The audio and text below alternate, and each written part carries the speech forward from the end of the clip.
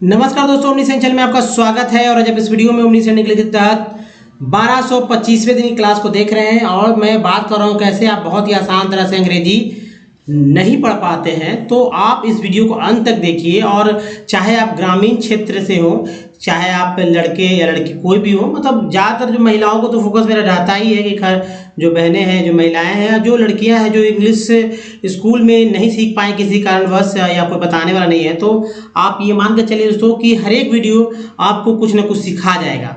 तो हमारी बातों को अगर आप मतलब शब्द सब मानते हैं तो आप इंग्लिश पढ़ना बहुत ही जल्दी सीख जाएंगे। कुछ बेसिक्स बात है, कुछ चीज़ याद कर लीजिए, सब कुछ हो जाएगा।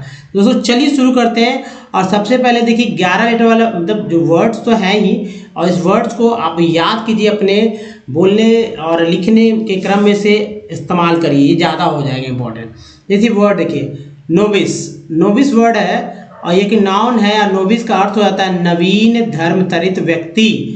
नवीन धर्म तरित व्यक्ति यानी कि किसी धर्म में नया नया व्यक्ति जो आता है तो नोविस नोविस कहलाता है। नेक्स्ट है ब्लस्टर। ब्लस्टर का मतलब होता है, जो कि वर्ब इंट्रांजिटिव है, उग्र होना, उग्र होना, ब्लस्टर। नेक्स्ट वर्ड है सैपेट। सैपेट एडजेक्टिव वर्ड है और सैपेट का अर्थ होता है जायकेदार। क्या? जायकेदार। नेक्स्ट है म्यूटिनस।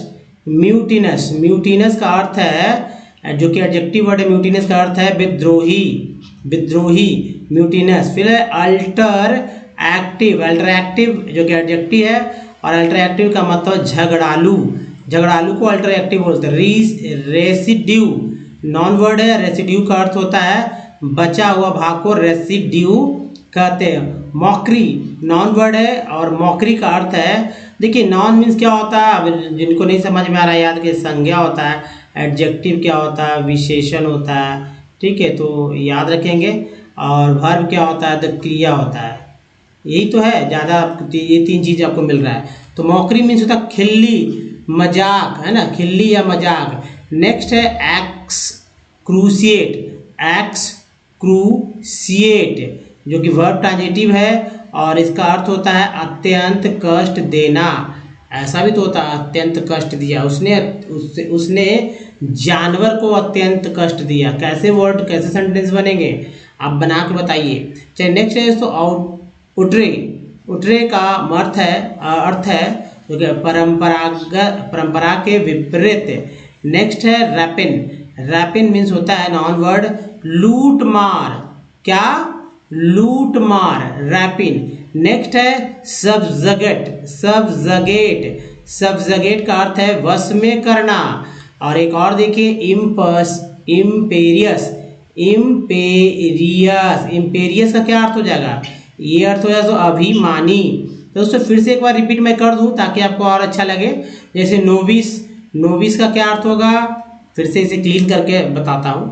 तो स्क्रीनशॉट लीजिए अगर याद करना है तो आपको, लेकिन आप बोलने के क्रम में ही याद और लिखने के क्रम में ही याद करें, अपनी भाषा में इसका प्रयोग करें, जिससे कि वर्ड आपको लंबे समय तक याद रहे।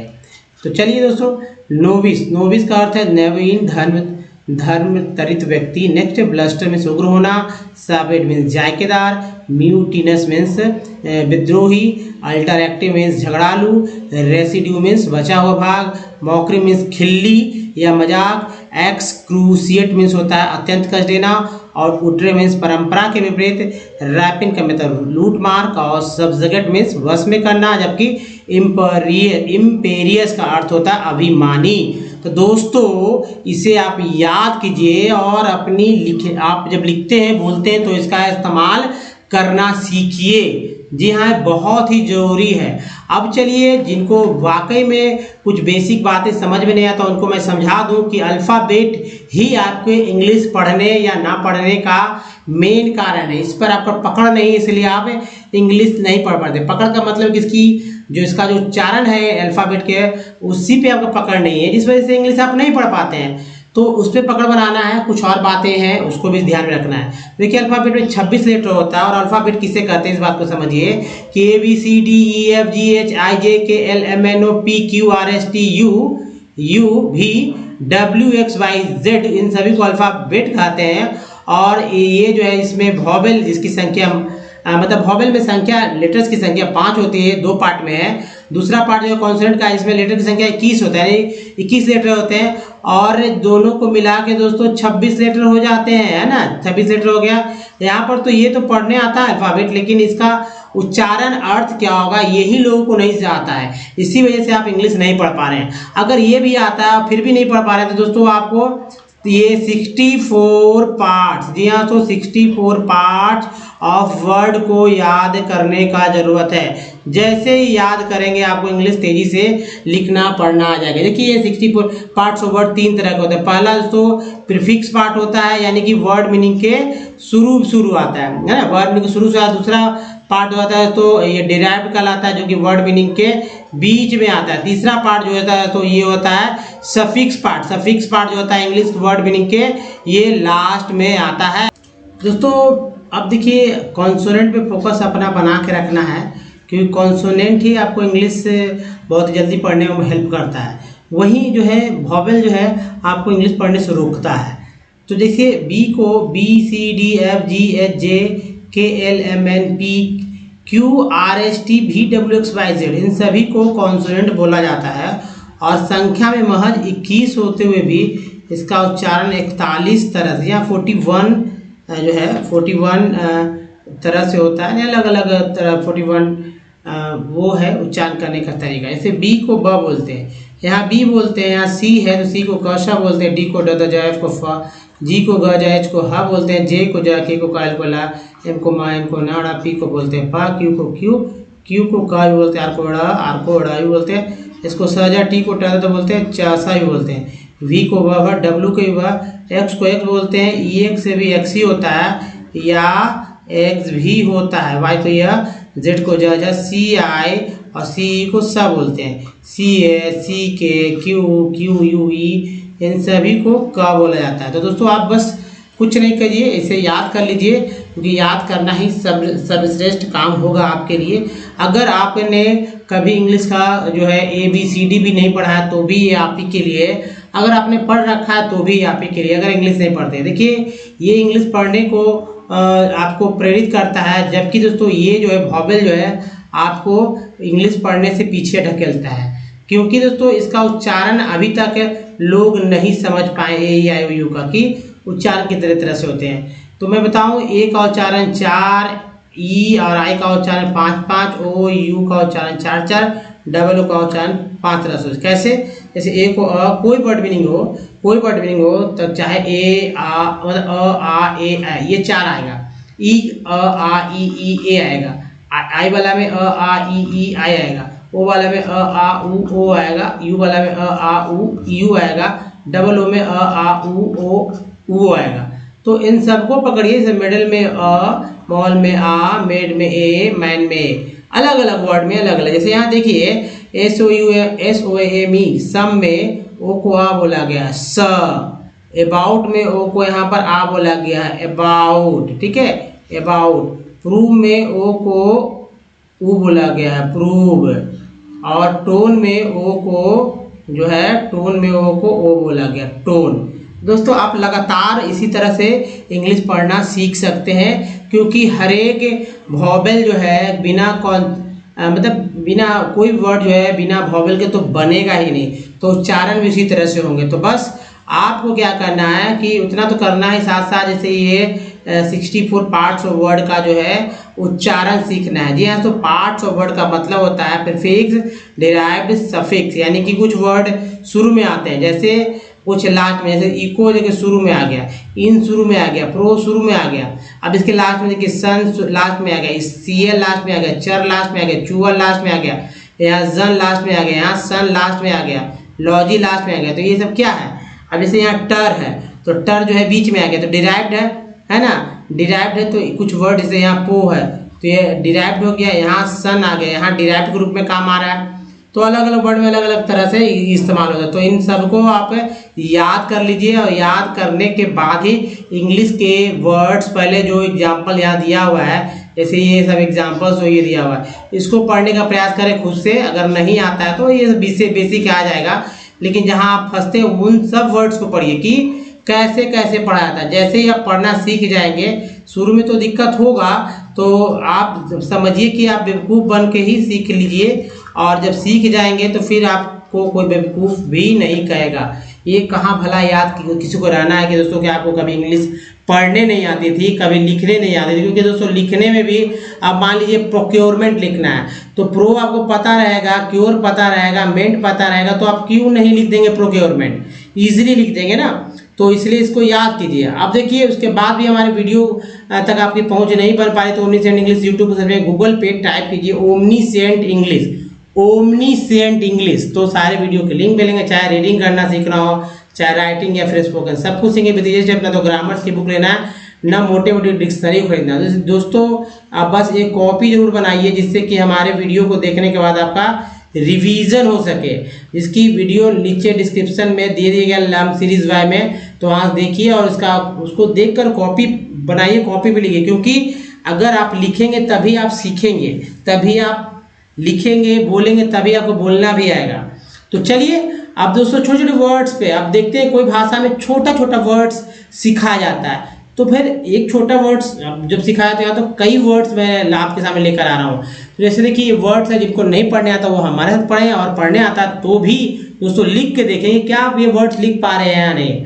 वर्ड है दोस्तों ओरिएंटेशन, ओरिएंटेशन बगल में लिखा हुआ हिंदी, लेकिन इंग्लिश में पढ़ूंगा, आप हिंदी पे ध्यान देते रहेंगे। जिनको नहीं पढ़ने आता रिपीट करेंगे, जिनको पढ़ने आता है वो लिख कर देखेंगे कि स्पेलिंग मिस्टेक हो रहा है क्या। जैसे कि ओरिएंट ये पार्ट प्रीफिक्स के रूप में बार बार आ रहा है हमारे साथ प्रीफिक्स, तो ओरिएंटेटर्स, ओरिएंटेटर्स। नेक्स्ट है दोस्तों ओरिएंटियर्ड, नेक्स्ट है ओरिजिनलिज्म, ओरिजिनलिज्म, नेक्स्ट है ओरिजिनलिस्ट, नेक्स्ट वर्ड है ओरिजिनलिटी, ओरिजिनलिटी, नेक्स्ट वर्ड है दोस्तों ओरिजिनेटिंग, नेक्स्ट वर्ड देखिए ओरिजिनेशन, ओरिजिनेशन, नेक्स्ट है ओरिजिनेटिव, ओरिजिनेटिव, नेक्स्ट वर्ड है दोस्तों ओरिजिनेटर्स, ओरिजिनेटर्स, नेक्स्ट जो है ये है ओरिमल्सन्स, ओरिमल्सन्स, नेक्स्ट है